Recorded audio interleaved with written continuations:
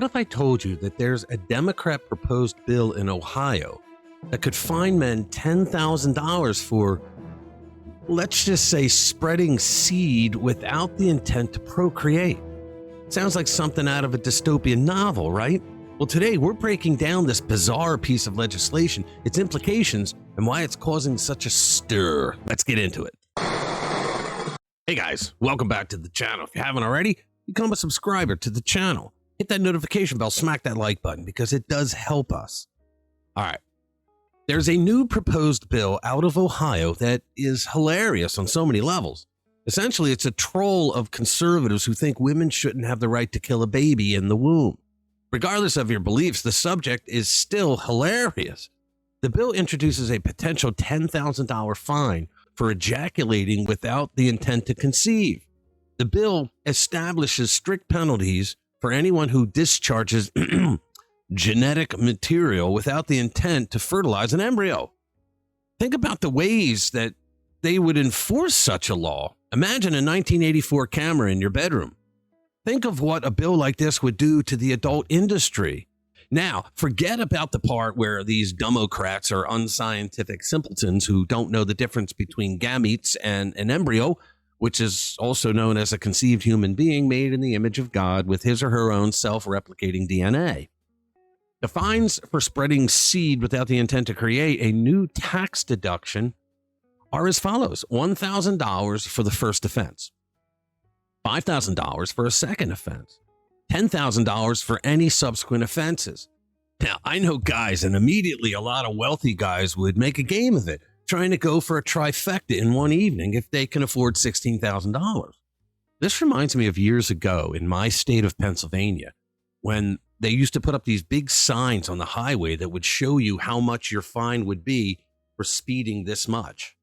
So the fines would increase by every 10 miles per hour over the speed limit. And I used to think to myself, shit, I can afford that. And so I would speed up. Now, can you imagine the wild sex romping that would be going on inside Ohio if this game caught on? Even Diddy would be embarrassed of his boring freak-offs. Okay, let's talk about who is exempt from this law. That's right, gay people. Now, why? Well, because it would be offensive if we created rules outlawing sexual deviance in the arena of procreation and then made guys follow that rule who were gay. Come on, admit it. Also, exempt from this troll bill is sperm donation, the use of contraception to prevent fertilization, and masturbation.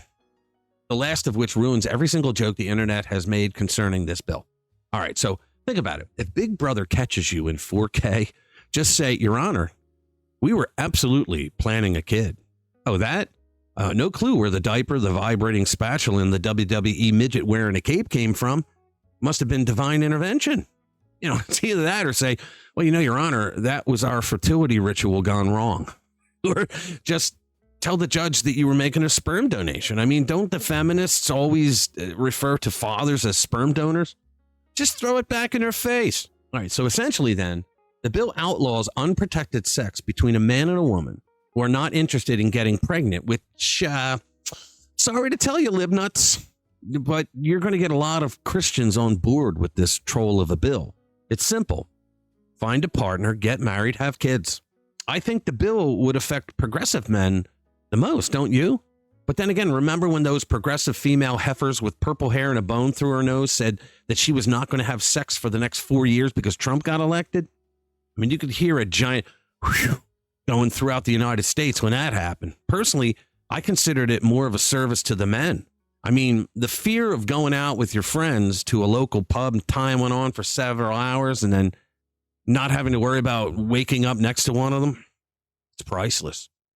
You're trolling the wrong people here. Furthermore, you're only going to get conservatives excited if you keep talking about men taking more responsibility for fatherhood. Now, one last interesting thing about this Democrat bill is that Ohio already has an abortion law that goes up to birth.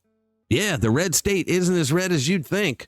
So what's the point other than to give authoritarian Democrats a way to virtue signal while they're completely out of power? Think about it. On November 5th, the Democratic Party lost everything. They lost the House. They lost the Senate. They lost the popular vote, which for some silly reason they think it actually means something. A lot of people don't realize this, but they lost a lot more governorships and state legislatures as well.